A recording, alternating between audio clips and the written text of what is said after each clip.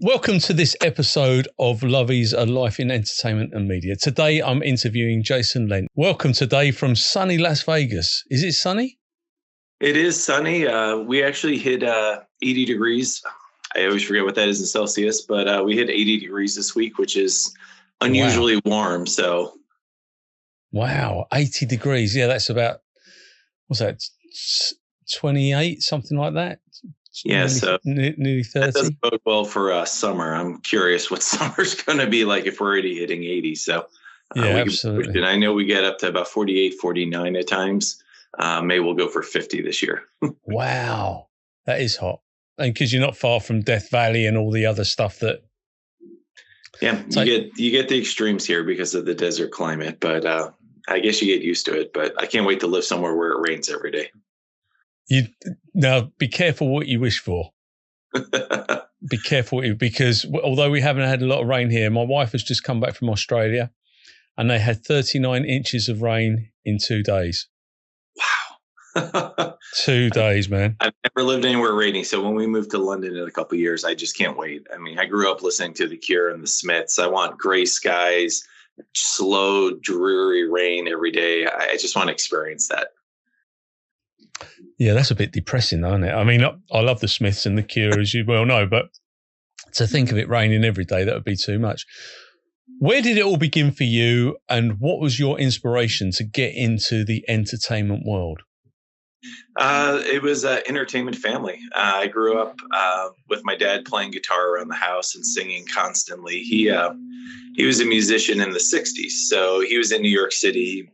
His band was playing with Leslie West, who became very famous with Mountain. Leslie had a band before that called the Vagrants. So my dad's band, the Duquesnes, and the Vagrants would play a lot of the Battle of the Bands, the high school dances all around Bronx, New York. My dad actually sat in with Dion from Dion, the Belmonts once or twice.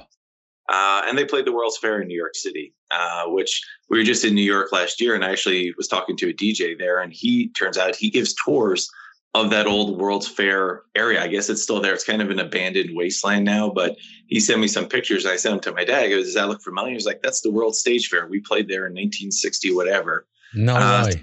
They got a few singles, and then the Vietnam War happened. So my dad joined the Marines and went off to war. So that kind of ended his music career. And but it was just a musical household. So I played drums as a kid. I would sit in with him and he'd play guitar, and just always was around music. That was just something that was my passion. I moved from drums to guitar to bass and played in different bands, and going to concerts was everything for me as a kid. And, growing up in the 80s, concerts weren't as ridiculously expensive as they are now. I mean, I remember when we saw Madonna in 88, my dad was upset because it was $20. It was the first concert we went to that was $20. And wow. But seeing Madonna, George Michael, Bon Jovi, all these bands, obviously Duran Duran, which is a big part of my life. Seeing all those bands right at the peak in the 80s and stuff was just incredible. And it kind of set you on a path in music. And that's the path I've been following my whole life. Where did you grow up? I was born in New York City. We moved when I was 4 to Florida. So I grew up in South Florida and, just north of Miami near West Palm Beach. So it was a fun place to live at the time. Obviously, Miami Vice made it even cooler, it seems. I was too young to be out there dealing cocaine or whatever. But I'm pleased to hear it. It seemed like a really exciting time to be down towards Miami. And then ended up moving to Colorado for graduate school. I did university in Florida, and then I got a master's degree in literature out in Colorado, and started running restaurants. That took me to Hawaii. Spent some time in Hawaii, which was amazing, and then ended up here in Las Vegas. And I met my wife here in Vegas while she was on holiday from London. So we're doing a few more years here in Vegas, and then off to London we go. Very cool. When you moved to Hawaii, what were you doing over there? I was running restaurants. I ran a restaurant on Big Island called Bubba Gump Shrimp Company, which is based on the Forrest Gump film. Amazing restaurant company, real small. And they were independent, really small ownership group. And really, they taught me what hospitality was all about, from cutting up giant slabs of fish to guest interaction. I learned so much about hospitality and engaging the public, and started doing radio and stuff for them. And then Jimmy Buffett came out there, and growing up in Florida, you can't not be a huge fan of Jimmy Buffett. I know he never really exploded in England as much as he did over here, but I mean, it's a lifestyle. It's that kind of beach bum lifestyle. Never take things too seriously. So to open his restaurant in Hawaii was a true privilege, and working with Jimmy and getting to know Jimmy was an honor. We lost him a couple years ago, and that just broke my heart because just, people, you see their art and their music, and you always wonder, does the artist really embody what they're singing about? And he did in every single way. He really, whether it was trying to do extra work for the environment or spending the time with his fans, he'd walk through my restaurant and just go up to breakfast tables and start talking to them. And you'd see their eyes just light up like, oh my God, Jimmy Buffett's just walking through here. But he'd keep his surfboard in my office. So he was in Hawaii, he'd come by the office, grab his surfboard, literally walk across the street to the beach in Waikiki and start surfing. I mean, he was as genuine as it gets. So working with Jimmy was one of the highlights of my career in hospitality. Well, and he gets mentioned a couple of times by Van Morrison in a couple of the tracks that he does. What was was it his own restaurant? I mean, he started a chain called Margaritaville based on the song, and it started in Key West, Florida. And the one in Key West, Florida is kind of the original. It's very small, very just casual walk in, and he just had a knack for business, and it grew into this global chain. And everything he did just seemed to just click with his fans and become a big deal. And so we had a restaurant there. He actually bought a surfboard collection from a famous collector. So he brought the entire surfboard collection out to the restaurant. So we had a separate bar built, and it was actually a surfboard museum. And, one of my favorite films of all time was Apocalypse Now, and famous surf scene in it, and the Charlie Don't Surf scene. And he actually has the surfboard from the film. So we had a recreation of one of the helicopters built into the wall with that surfboard from Apocalypse Now. And that was seeing that kind of stuff. You walk into work and it's like, how can you not be excited when you see things like that? That's very cool. Was there a huge difference between going from mainland USA to Hawaii? I mean, is there a big difference, or is it pretty much the same?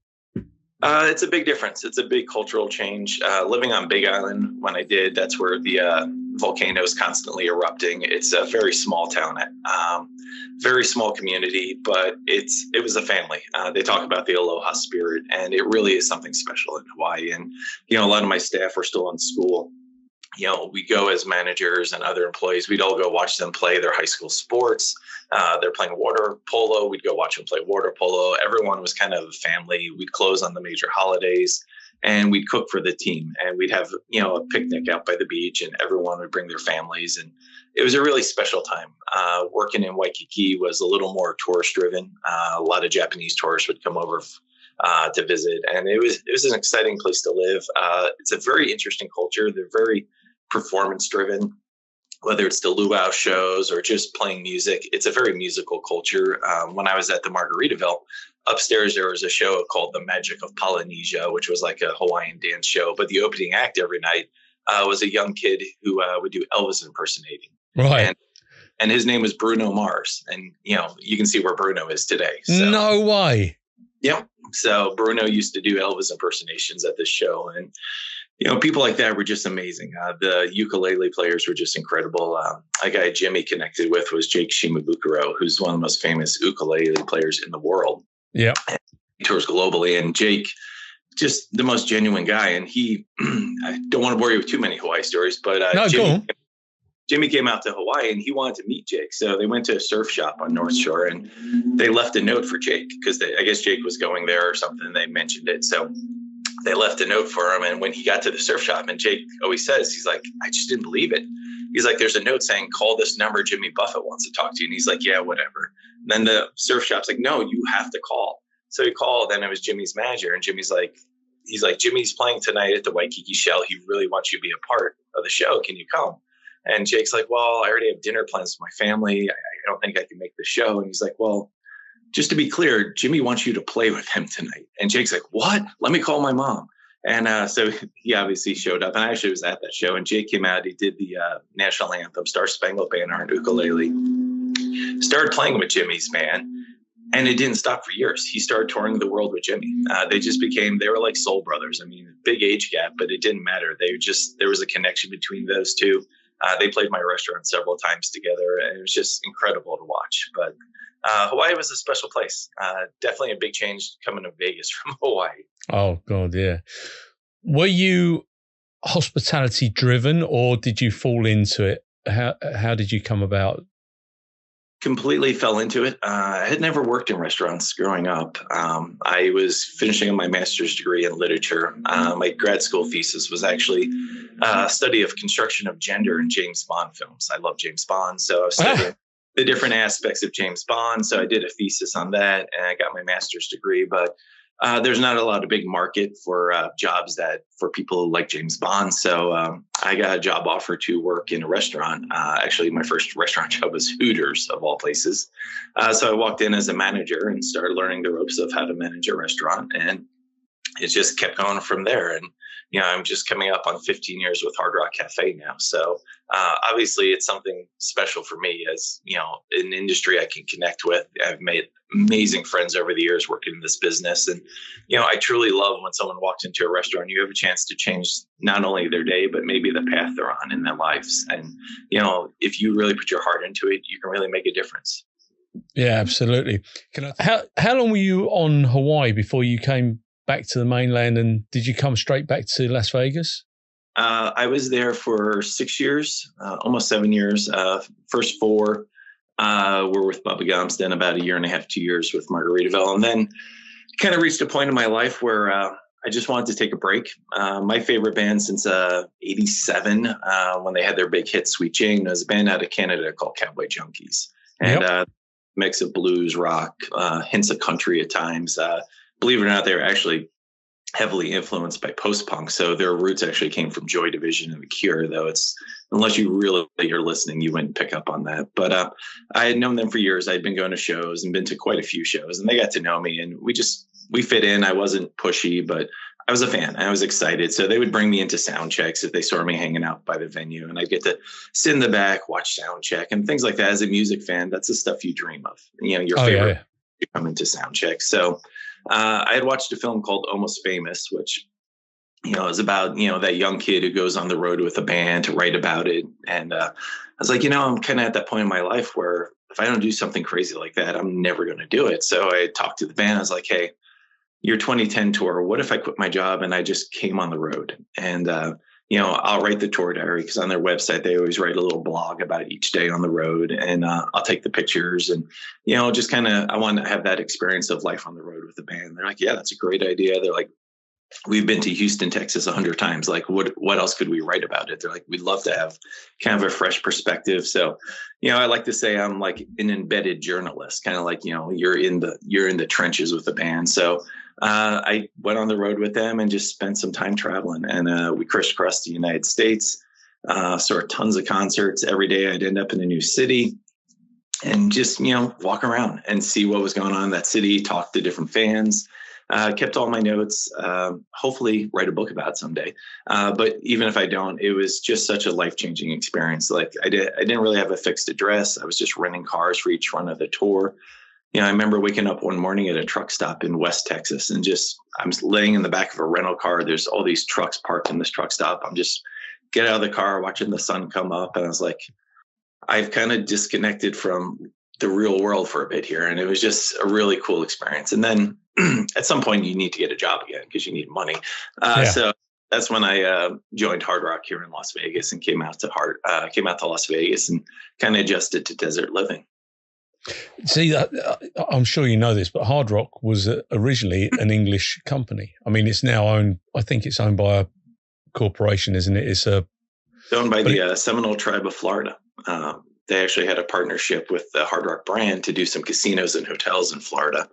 And then when the company went up for sale, the Seminoles purchased it. But the original two owners, Isaac and Peter, were the Americans who were just living in London. And they opened it in 1971 as they just wanted a place to hang out and have burgers. So that original location, which is still there by Hyde Park, is just so unique. It wasn't trying to be anything fancy. It was just a cool place to hang out. Eric Clapton was one of the regulars. And that's why Hard Rock has all that memorabilia. Clapton gave them a guitar, and they're like, well, we don't have time to learn. We'll just hang it on the wall. So they hung it on the wall. And within a week, and then Pete Townsend showed up a week later, said, hey, why does his guitar get to hang on the wall? So he gave them a guitar. Those are the first two guitars, and it just kind of went from there. It was all very organic, which I think makes it truly unique.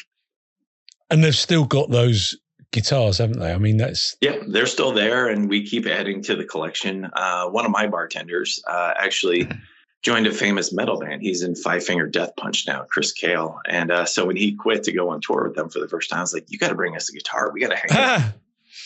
So sure enough, his bass guitar that he took on the first Five Finger Death Punch tour that he was on is hanging in the cafe. So we get a lot of his fans come in to see that because it means a lot to them. I mean, all that stuff means a lot. If you're a music fan. Oh, yeah. You know, we have Brian May's guitar from Prince. My favorite's Mark Bolan's guitar, famous Valino electric. It's all aluminum, so super rare guitar. And just to be able to show people, that's always exciting. What a musician Mark Bolan was. I mean, he was absolutely phenomenal. And when he died, I remember vividly the day that he was killed. And ironically, we're about to remember the day that Buddy Holly died. But the day that Mark Bolan was killed, Gloria Jones actually fled the scene or fled the UK and has never, ever come back. I did not know that. Wow. Never, ever come back. And I mean, this kind of gives away my age. And being an American, I didn't know T-Rex's music that much until I guess I was 12 when Duran Duran's side project Power Station did Bang a Gong, Get It On. And this is so cool that Duran Duran's new project's very rock and roll. And my dad's like, son, that's an old song. Like my band used to play it. I'm like, what? So then you go back and you discover T-Rex and you know what T-Rex and David Bowie did. I mean, in terms of their impact on music and fashion. You know, when I became a DJ, you know, I kind of did a name that kind of gave tribute to Bowie in particular. So I DJ as Velvet Rebel, which Velvet for the Velvet Underground and Rebel, David Bowie's Rebel Rebels. The Velvet Underground and David Bowie, kind of like T-Rex, they just changed music. And maybe they weren't as huge at the time as some other bands, but they influenced everyone that came after them. They were pretty big. I mean, I think it was Electric Warrior, the album. That was Life's a Gas is such a classic track on there, but that was one of the biggest selling albums of the 70s. I think it took a while to crack America just because the classic rock market was so against, you know, the guys in the makeup and the glitter. And then Kiss kind of kicked that wall down. But I think it took a little longer to break America than it should have, which is because, I mean, he was doing stuff no one else was doing. It's interesting, isn't it? Because for me, if I put on a classic rock radio station in the States, you've always got Lynyrd Skynyrd, Led Zeppelin, things like that. So T-Rex probably don't even feature in their playlists. Yeah, I think T-Rex and Roxy Music gets overlooked a bit over here as well, which is a shame because they were just out there and doing the most incredible creative stuff.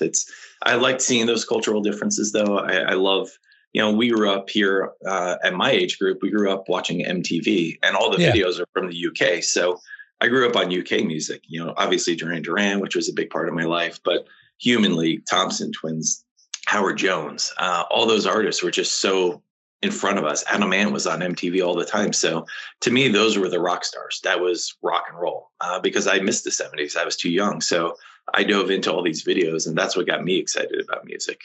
So Adam Ant, I first saw him on the Kings of the Wild Frontier tour on December the 10th, 1980. Wow. And I saw Human League for the very first time on December the 9th, 1981. Wow. See, and that was Dare. That was the Dare tour. And they had Wang Chung, who did Dance Hall Days as their backing band, as a support act. So it's funny because my wife obviously grew up in London. So our entry points on those artists are so unique because she's very much into Sound of the Crowd, the earlier Human League, being Boyle, at the first couple Adam Ant records. By the time we got Adam Ant here, and he was huge, was more the friend or foe. Prince Charming was obviously it was Goody Two Shoes, and she was like, "Oh, he was already done by then." Oh, he was over it. Dirk Wears White Socks is one of the best albums of all time, and Travelogue, Being Boiled, the early I like Dare. Sound of the Crowd, all that. I like it. But for me, the earlier albums were, that's where it was at with the Human League. Absolutely. And Adam Ant, believe it or not, has been a weird crossroads for me in my path in music. When I was with Hard Rock, I was writing a lot of articles about concerts and stuff for a music blog we were doing. And I was covering the Adam Ant show here in Vegas. And the manager for Adam Ant, the PR team, they're like, okay, we'll have your passes to review the show and your photo pass. I was like, oh, never thought about that, but I think I'd love to shoot some shows. So I had about 10 days. I bought a nice concert camera and, practiced a little as best I could, trying to figure out settings and stuff. And told my wife, I'm like, all right, we're going to Adam Ant and I'm the photographer. So myself and, as a concert photographer, you're in the pit, first 3 songs only. So I jumped down that pit and I was like, I'm a concert photographer. Here we go. And I ended up shooting them again. Actually 2 more times. They invited me to San Francisco on the next tour. And then I shot another Vegas show. And then as I became a DJ after COVID, one of the first bands I got to work with, I got to open for Adam Ant here in Las Vegas. So it just always keeps coming back to Adam Ant for me, I guess. Yeah, he hasn't been too well recently. And he's nearly 70. Let's not lose focus on that. His early stuff, I think it was about 77 that he did a film called Jubilee, which was with Toyah Willcox and bands like that. And I'm massive into the Clash and the Pistols, not so much the Pistols, but the Clash was sort of my go-to band from that sort of era. But as I say, Dirt Wears White Socks, Whipping My Valise, all that. And the other band who I absolutely loved was Tubeway Army, which was Gary Newman. The first album, Tubeway Army itself, was absolutely phenomenal. But I tell you, I'm interviewing on here in a couple of weeks' time, and that's the tour manager for Echo and the Bunnymen. Excellent. Another band I actually got to shoot here in Vegas. I got to photo them. Oh, really? So, just an iconic band. And, I know it's always kind of like you either catch them on a good night or a bad night, but regardless, the songs are timeless. So. Oh, yeah, they are. And Bring On the Dancing Horses on, my favorite movie soundtrack ever is Pretty in Pink. So that song is cornerstone of my listening experience as a kid. So I just love it. Well, I first saw them in 1980, probably 1980, actually. See, by the time I could do shows, I'd missed all this. My first show was Power Station in 85. All right. Well, the week after, I saw Teardrop Explodes. And then, because we had a university just down the road from us, and they had the Smiths played there, China Crisis, Aswad, Adam Ant played there at some point, but I never saw him there. But all the top touring bands, now they're the top bands. Yeah. U2, they were just absolutely phenomenal. China Crisis. Yeah, they were just. I've still got all my tickets. I kept every ticket. I think that's my favorite era of music. 78 to 83, those 5 years. Everything I love seemed to have come out right about then. Yeah. Well, and I saw The Clash twice at Brixton Academy. Wow. 1984, it was the Arthur Scargill Christmas party. It was a miners' benefit gig. Oh, wow. I just heard it the other night. There's a remix of Rock the Casbah the Clash did with Ranking Roger. Yeah. Such a cool mix. So I'm actually working on that on my digital studio stuff. I'm going to try to up the dance side of it a little bit and try to work it into my sets, my residency here in Vegas, because we do a lot of disco, funk, soul. But I think I can do enough with that and mix it in a way that I think it'll work in the set. And, it's just such a unique take on Rock the Casbah. I don't think anyone will see that coming. So I'm hoping to finish it in the next week and see what people think. Yeah, I've heard him do that. Have you ever seen The Beat? Yeah, actually, like 6 times. They come through Vegas all the time. Oh, because he passed away, didn't he? Ranking Roger passed away. His son's now. And there was different versions. Ranking never really toured with Dave's version over here. That's right. Yeah, Dave Wakelin. So Dave Wakelin, the English Beat, they call him over there, don't they? But Ranking Roger passed away a couple of years ago, and his son leads the band now. But we digress. We could talk this through for hours. Yep. when you go to the Hard Rock Café, it's one of the most iconic venues in the world. I mean, what was that like walking through the door for the very first time to take up your role as the assistant manager? As I came up the escalator, the first thing I saw was a Steve Vai guitar, and it was a giant pink heart with 3 necks. And my first rock show as a kid after Power Station was David Lee Roth's first solo tour with Steve Vai. So I came up, I saw that, and the guy I was interviewing with, we started talking. He was from New York City too. We started talking about early hip hop, and we bonded over LL Cool J and Jungle Brothers and artists like that. And I was like, yeah, I just feel at home. And, you know, it was cool because, you know, in those days we were doing a lot of concerts as well. You know, we had a house band called Imagine Dragons who have gone on to be way too big for us. But, you know, Adam Ant actually played the venue, the beat. We had Bananarama. Gary Newman actually came through and played a show there. Newer bands like Biffy Clyro and then Frank Turner. Just incredible stuff would come through Hard Rock. And it was such a cool time to be working shows. Yeah, it's such a brilliant sort of vibe, isn't it? Do you still have live music there though? Right now we're hosting a residency called Rating the Rock Vault, and Rating the Rock Vault's won Best Show in Vegas more times than I can remember. We were honored to get them over to our venue. It's led by different musicians who have played with famous bands. Blas, the drummer, is from a very big 80s band called Slaughter, who had quite a few hits here in that glam metal scene. The main singer guy right now is Todd Kearns, who is the bass player for Slash's band. So when Slash is on tour, Todd's out with them. But when he's here in Vegas, he's performing with Rating the Rock Vault. And all these other artists have played with famous bands. One of the guys played with Dion.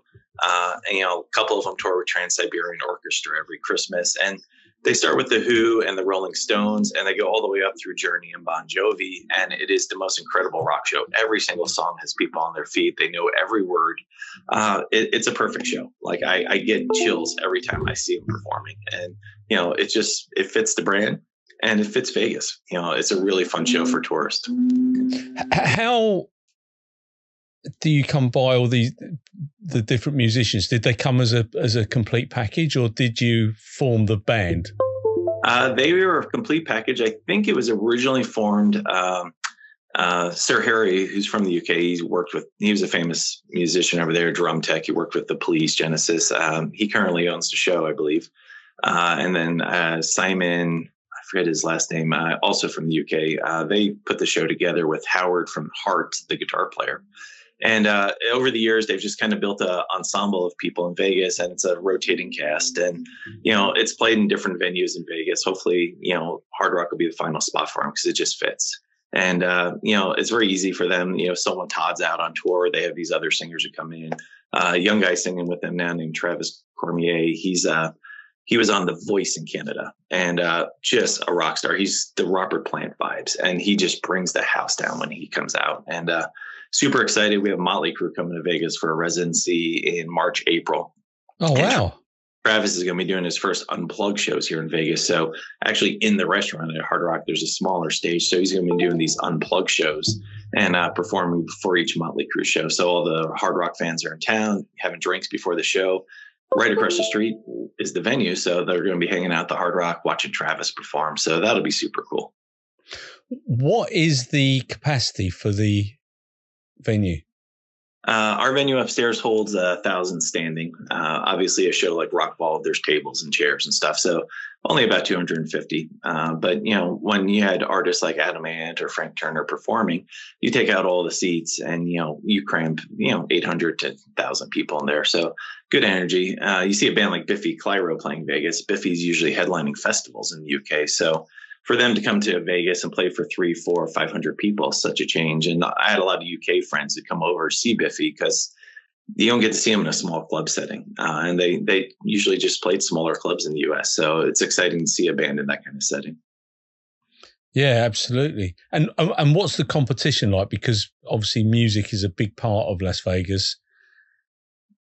You've got residencies. You've got, you know, the likes of Elton John have been residents there. You've U2 at the Sphere, Adele. It must be tough. It's a tough life, isn't it? It's a tough market. Typically, bands will not sell as well as they do in the other cities unless it's a major residency. So what I've seen in Vegas over the last 15 years is people will come to Vegas for Lady Gaga. Obviously, U2 fans are flying in from all over the world, but and going back to Echo and the Bunnymen, if they're coming through Vegas on a tour, the tourists who can see them in other cities, you might have 3-4 nights in Vegas. We don't get the holiday time these Brits get. So, you're in Vegas for a 3-night weekend. And do you really want to spend one of those nights seeing a band that you can see when they play, Cincinnati or Memphis or even Los Angeles when you get back home? So I think that really impacts the smaller shows, but the residencies are getting more and more exciting. It's not just someone is near the end of retirement, kind of like, the football players come to the U.S. when they're 35 years old to get that final contract like Messi does or Rooney. It's not those artists who are kind of aging out anymore. It's people that are still at the top of their game, whether it's Lady Gaga or Bruno Mars. And it makes sense with the cost of touring these days and just the amount of money it has to go into getting a show from city to city. Set up in Vegas for 2-3 weeks at a time. Fans can come to you. It's a tourist destination. Come and see Adele. Adele has always been very open about she doesn't like being on the road. She has stage fright issues. So a lot easier for her to kind of set up in Vegas, get settled, be comfortable, and then just keep performing in that kind of setting. So I think it is the future of entertainment. There's going to be less tours hitting million cities and maybe hitting big cities for a longer duration, and you just travel to those cities. And this is what Coldplay are doing during the summer in London. They're doing 10 days at Wembley Stadium, which will sell out. 1 million people will see them over those 10 days, or just shy of 900,000 people will see them over those 10 days. So that's the way it's going. And Ed Sheeran's done similar at Wembley. Who else is? Oasis. They're playing there, doing 8 nights, I think. It just makes sense trying to take a stadium tour, break it down, move it to Birmingham, move it to Newcastle, wherever else, maybe Grimsby, wherever you want to play. But it's expensive and it's difficult, and it makes more sense to me to just set up shop and let everyone come to you. And, most people enjoy going to places like New York City or London, and it's a nice, make it a 3-day weekend, 4-day weekend, have a little bit of a holiday and see a band. Yeah, absolutely. And of course, you're a DJ as well, aren't you? I mean, you said about you DJing after COVID. I mean, COVID was 5 years ago now. To put it into perspective. In fact, here's my other story about Adamant. I went to China with a client and I came back with a terrible cough. And the weekend that I got back, I went to an Adamant concert and cough. And I was probably a super spreader at that time, and I didn't even know it. You're patient zero in the UK. Obviously COVID was a difficult time. We were all locked down, and my wife and I were kind of looking at things, and, I kind of get to an age where being in a band, I had been playing bass in a post-punk band for a while and stuff. It's just hard when you have a day job to, practice and be in a band and grind it out. And you don't make money playing in bars. You might get, a couple of drink tickets for a beer or something, but you're not making any income out of it. It's just a labor of love. But I have a, wide range of music knowledge. It's my passion. I just love all different types of music. So I was like, I think I'm going to try to develop my DJ skills and see if I can make it as a DJ here in Las Vegas. And, what are our interests? Mine was music. My wife and I both love to travel and go to cocktail bars. So I was like, hey, let's see if we can turn that into something. So my wife started an Instagram page focused on the best cocktails in the world. So we travel to bars when we're on holiday and have amazing cocktails and take pictures. She's not an influencer, but I like to call her a gin-fluencer because she loves gin. So we're always going to try different gin bars. So she started this Instagram page called The Gilded Cocktail. It took off for her. She's already got more followers than me at Velvet Rebel Music. And then I started DJing. And as COVID came out, shows started coming back. A local promoter reached out to me. And my first big DJ gig here in Vegas was opening for Squeeze, which just, wow. And it just kind of took off from there. I did a few bars. And then I did a lot with Duran Duran. I was writing for a Duran Duran fan site. I knew a lot of people in the Duran Duran community. So kind of on a whim, I mentioned to him, I'm like, hey, when Duran Duran comes to Vegas, I'm going to reach out to Dom, the guitar player. I think me and him could do a DJ event together as an after party. And they're like, that's impossible. He's never going to do that. But I messaged him anyway, just to, see what happens. And he responded. Yeah. He's like, that sounds like fun. Let's do this. He's like, I don't know how to DJ. I'm like, well, I'm learning. I'm like, we'll figure it out. So they came to Vegas and we did an after party and the fans loved it. I did, the bulk of the set, and then Dom came in after he got cleaned up after the show, and he did about a 70-minute set. playing not Duran Duran necessarily, but all the music he loves, from Talking Heads to Prince and things like that. And we're like, this works. It's great for the fans. It's exciting. So we've done 3 more since then. The most recent one was on a rooftop here in Vegas at Brewdog, and they have this huge rooftop overlooking the arena where the Duran Duran was playing. So that was a real thrill. You know, the wife and I got invited to the show, and we got to sit with the Duran Durans, like friends and celebrities. We were sitting next to Kate Beckinsale, an actress who I guess is famous. I don't know pop culture very well outside of music. So my friends were like, you're sitting with Kate. I'm like, I don't know who that is, but she knows all the words to every song. So whoever she is, she's a proper fan. So we packed the rooftop. Me and Dom DJ'd all night. We had a blast, and just kind of grown from there. And then when I was in London a few years ago, wife and I went to a crazy golf place called Swingers. And I loved it. It was such a unique concept. It started in Shoreditch as a pop-up. Yep. And then they have West End and city locations now. So we're in there and I'm grooving to the music. And I actually knew one of their sales managers. So I messaged her back in the States because they had opened DC at that point, and they were getting ready to open New York City. And I was like, hey, the music in this place is incredible. This disco funk soul is blowing me away. And I didn't even realize there was a DJ until we were walking towards the door. And I was like, wait, there's a DJ playing. I'm like, this is incredible. So I heard they were coming to Vegas, and I was like, this is me. This is the music I love to spin as a DJ. So I did some research, found the company that was handling the DJs for Swingers globally, and they're called Euphonica Live. They're based out of London. They're based out of Somerset House, actually, and they provide entertainment for the most incredible events in London. They actually just did one at the British Museum. It was a dinner for 2 at the British Museum, and they just posted some photos, and it's like nothing I've ever seen. And in December, they just became accredited with the Tower of London. So they did an event at the Tower of London in December. So they're doing all these amazing, really unique events, providing entertainment, whether it's, a cello player or DJs. And then they handle Swingers globally. So as Swingers grows, they just opened in Dubai last week. Boston's coming soon. I've heard talk of maybe Japan. So Swingers grows globally. It's a concept that's really fun and exciting, and it's something people are really connecting with. They'll keep providing the DJs, and I reach out to them and said, hey, I know you're coming to Vegas. I want to be on your radar as a DJ. What do I got to do? And then the head of Euphonica came over. A wonderful DJ named Dan Savage came over to Vegas to start meeting some of us. So we went out for a few pints, turned into quite a few pints. And he's an Arsenal season ticket holder, as you know, on West Ham. So the banter was flying from day one. And then we auditioned as DJs for Euphonica, and I was just honored to be chosen. I got to play the pre-opening VIP party for all the big tourist people here in Las Vegas. The people bring in large conventions and stuff. So it was probably the most stressful gig of my life as a DJ, because the owners of Swingers were there. Dan from Euphonica was there. So it was intense. It was my first time working on the high-end club equipment, and we knocked it out of the park, though, and it's been an amazing concept. People are absolutely loving it here in Vegas. So I have a residency now. I'm there Tuesday and Saturday nights, spinning disco, funk, soul, and could not be happier. It's everything I want to achieve as a DJ. So I just want to stay with them and keep building that. So is it vinyl, or is it? It is not vinyl. I've done my share of vinyl gigs, and I got to tell you, at my age, my back can't handle carrying the vinyl records. No.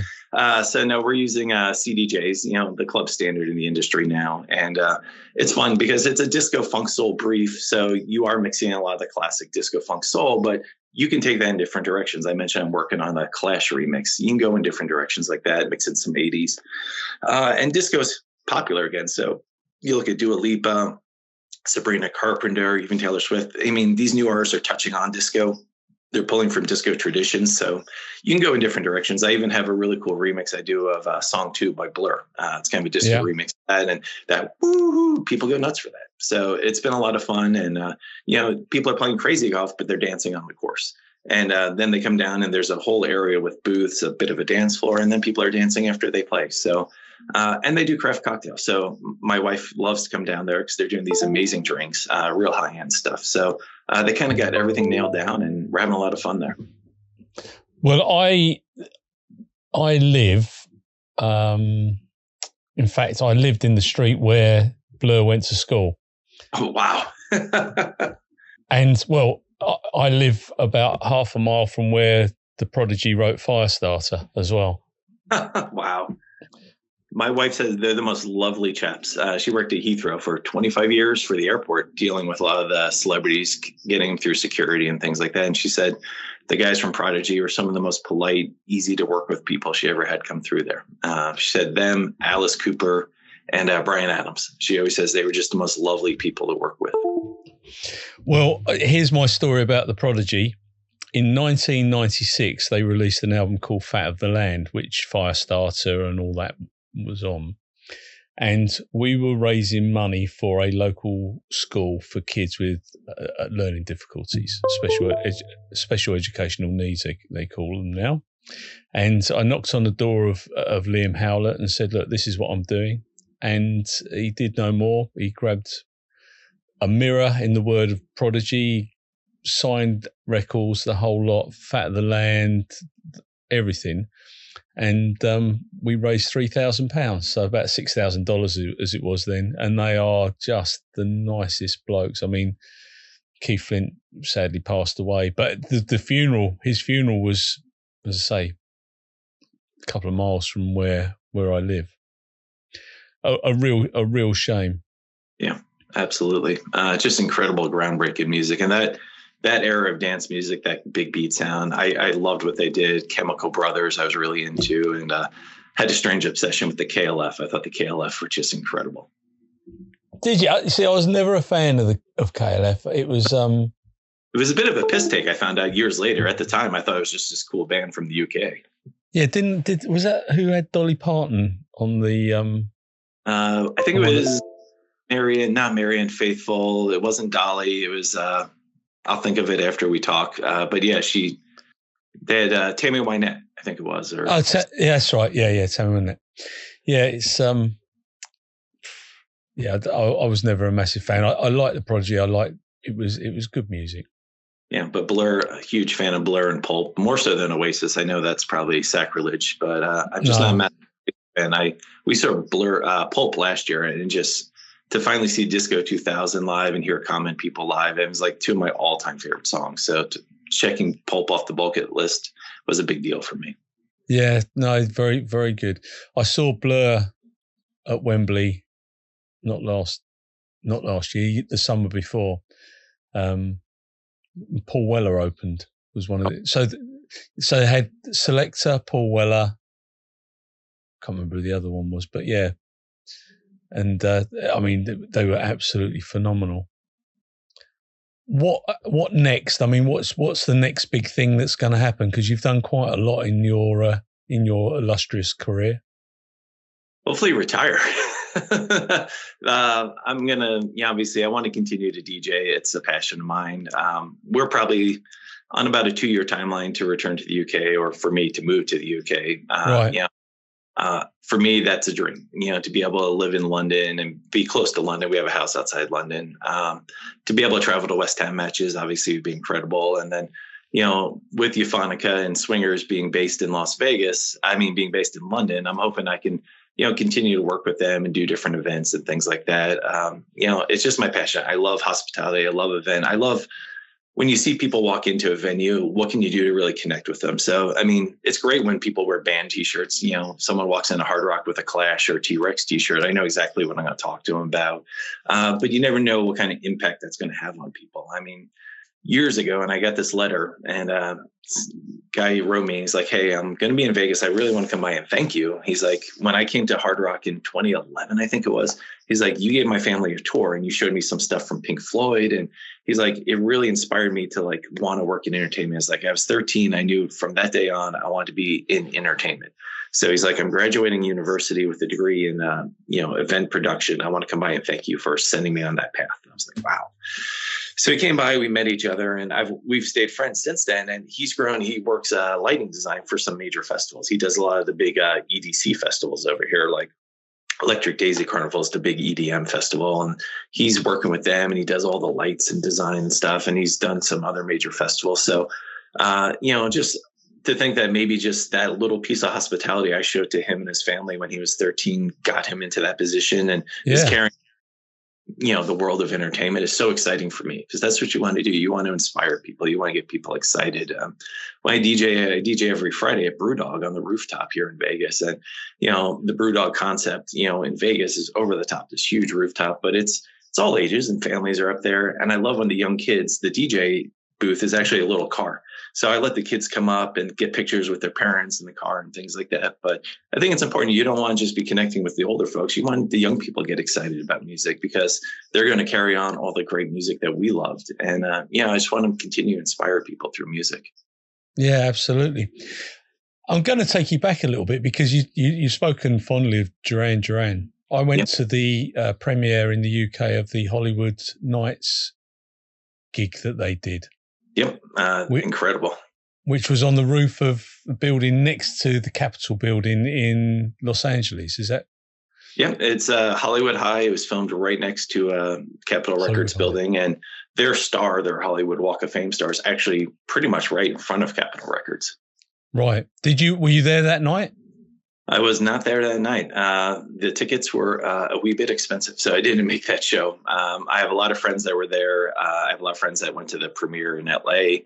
And obviously, I got to know that company in the years that came after, because they came to Vegas, and the same company is the ones who put on Billy Idol's Live at Hoover Dam DVD, which I got invited to DJ that weekend. Another one of the wow moments in my life as a DJ. So I got to DJ the fan party for everyone who had tickets. They had a fan party welcome gathering the night before. And I was DJing that, and wow, it was just Billy Idol. I put on some Journey, and someone's like, no Journey. We just want Billy Idol. Oh, really? I was like, wow, okay. So we really hit the Billy Idol hard that night. And then the next day they took us to Hoover Dam. There was maybe 150 of us.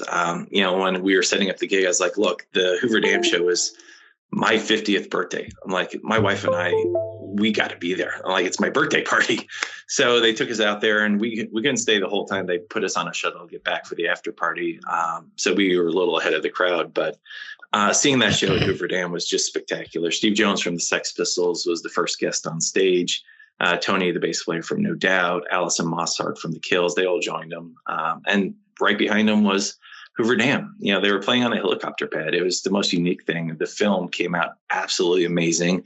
And then we did the after party at the Waldorf Astoria here on the Vegas Strip, overlooking all the lights. It was just incredible. And they're like, okay, Billy's going to come in and talk to the fans. So, my wife was up front where he came in, so she gets to talk to him stuff. And that's all on the DVD. But I didn't make the DVD as the DJ, so she got more airtime than me, but that's fair.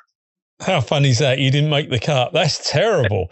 I haven't bought the DVD yet. I'm hoping there's some bonus footage that they show the party and they show the DJ, but that's fine. My wife grew up seeing Billy Idol. Like when she was hanging out at Camden Palace, people like Billy would be hanging out there too. So kind of came full circle for her as well, but definitely the coolest way you can have a 50th birthday party. What are you going to do next, though? I mean, I know you want to come to London, but there must be still stuff that you want to do in Vegas. Is there, or are you pretty much over it now? I want to travel a little more and play in other cities. Now that I'm comfortable enough as a DJ that I can walk into any club with a USB stick and plug in and go. I want to see what other cities I can play in. I've played in New York City. I got to play the famous Stonewall Inn before Duran Duran show. They were at Madison Square Garden. We did a pre-party there. So I've checked New York City off the list. I've DJ'd in Atlanta before the Cure concerts. I did some fan parties there, but I want to travel more. Wife and I both love to see the world. And with only a few years left here in America, she wants to see as much as she can. So I think as we look at the rest of this year into next year, we're going to look at different places we can travel, working with swingers. They're in New York City. They're in Washington, D.C. They're about to be in Boston. Maybe there'd be an opportunity where I could go perform at those venues and bring what I do here in Vegas to those venues and hopefully see more new cities and just keep having fun with it. I love that side of it. I work with a really cool event company here in Vegas as well, doing festivals. I do artist relations with my mate. So we do the biggest blues festival in the world. It's called the Big Blues Bender. It's at the Hilton here in Vegas, which is now the Westgate. It's where Elvis used to perform. So right. I get to take the artists. We check in every band. There's usually about 60 artists on the festival over 5 days. So we're working 18-hour days, but it's fun. We're getting artists into their rooms, making sure they have their meal passes, making sure we get them to the right stage, because sometimes artists get lost. It's their artist, and it's just so much fun to do things like that. So I think I want to do more of that behind the scenes stuff in terms of putting on festivals and working with different artists, coming from a musical background, but also having the hospitality side of it. I think I'm a good fit where I never get starstruck. I've met all my heroes, and it's cool. I love talking to people, music. I'm not going to be the kind of person that's like, ooh, let's get a picture or anything like that. But I also know what they need from being on the road with Cowboy Junkies. When you walk into a venue, you know what an artist is feeling. You know instantly the vibe. Are the staff welcoming? Are they helping you get through your day knowing what you're going through? Or are they just kind of like ignoring you and leaving it to yourself to figure out? So I always kind of keep a hospitality mindset when working with different artists, and that seems to have served me well. So hopefully I can do more on that side. I mean, the DJing's fun, but at some point, the younger guys are going to take over, and the younger women, and I'll be aged out of that scene, but that's fine. I really think I have something I can bring to the other side on the production side. So I think I'll just continue to work in music for the rest of my life, unless West Ham hires me, and then I can help them on the football side.